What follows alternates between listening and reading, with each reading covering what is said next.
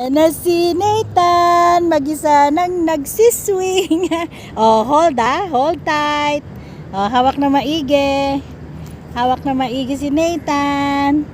Oh, dito kami sa park.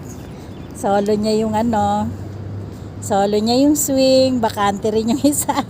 Oh, andito kami sa park ngayon. Nandiyan ang Carrefour.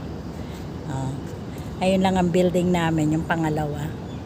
So dito may brand spot. Hotel naman to. Ito residential, ito hotel.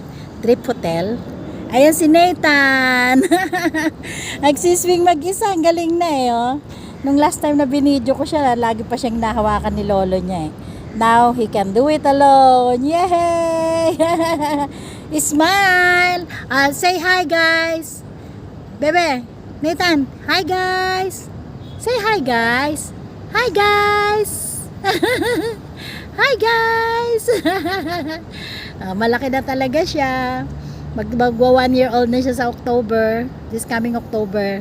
Kaya matured enough na para mag-swing alone. Basketball court yung nasa likod niya.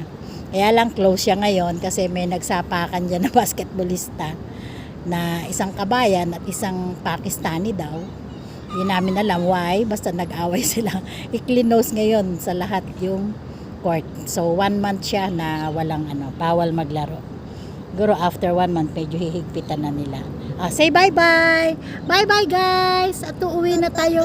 Bye-bye guys. Uwi na kami. Sabi mo, uwi na kami.